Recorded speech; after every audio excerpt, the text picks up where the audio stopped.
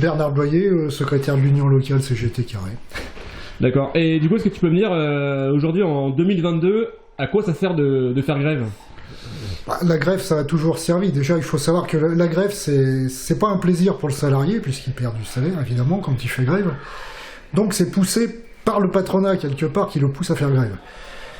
Et à quoi ça sert? Mais ça sert justement à ouvrir souvent des négociations avec le patronat, et même à obtenir des avantages, quand même, certains avantages. Il faut se souvenir quand même que 1936, c'est par la grève qu'on a obtenu les congés payés, la semaine de 40 heures, c'est quand même donc important. Et même à l'heure actuelle, donc la grève, ça a une grosse importance par rapport au salaire, puisqu'on est dans le thème du jour, j'ai un petit peu de notes. Parce que dans plusieurs entreprises, il y a eu des grèves. Là, j'ai noté, il y a Enedis, qui a réussi à obtenir quand même des augmentations de 200 € de salaire par mois grâce à la grève. Il y a VIA, c'est V2IA, qui est un sous-traitant de la SNCF, qui a obtenu des augmentations de 5% grâce à la grève. On a plus récemment Benedicta, qui a obtenu 10% de revalorisation salariale grâce à la grève, parce que ça a réussi à imposer un rapport de force au patronat par ce biais-là, quoi. Donc c'est quand même, je pense, assez important. Ce qu'il faut voir, c'est que, par contre, oui, les grèves générales, comme on a pu connaître à une époque, peut-être que c'est difficile à mettre en place aujourd'hui. Comme on voit sur des journées d'action comme aujourd'hui, c'est très compliqué. Par contre, les médias oublient de dire qu'il y a une multitude de conflits dans les entreprises. Il y a à l'heure actuelle en France, au jour là où on parle, il y a plus de 1000 conflits sociaux dans les entreprises, initiés surtout par la CGT, justement sur la question des salaires. Et pourquoi on arrive à cette situation? C'est grâce à Macron.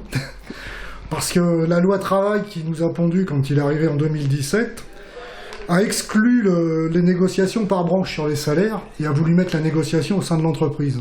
Donc qu'est-ce qui se passe? On a les mouvements sociaux se font au sein de l'entreprise.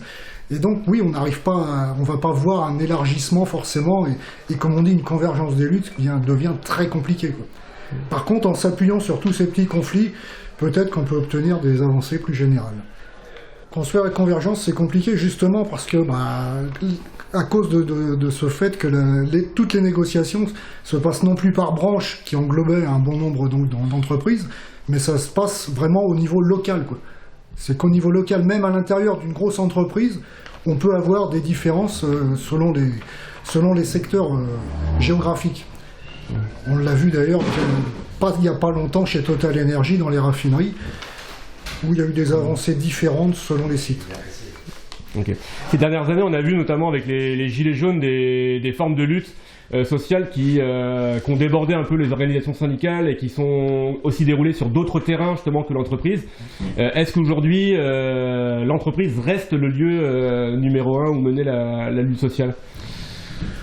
Je pense que oui, l'entreprise est le lieu numéro 1, parce que d'ailleurs on voit pour les Gilets jaunes, c'est vrai que ça a été un mouvement d'ampleur au départ, qui a quand même eu un peu de mal à vivre dans le temps, et qui n'a pas forcément abouti à des avancées sociales importantes. Ça, à mon avis.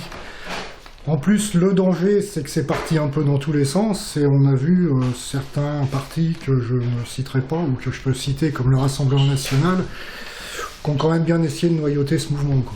Donc, je pense que c'est toujours au niveau de l'entreprise, et puis moi je crois quand même encore aux syndicats, quoi. Les syndicats qui sont capables d'organiser un petit peu ce genre d'action. Ok, super. Merci.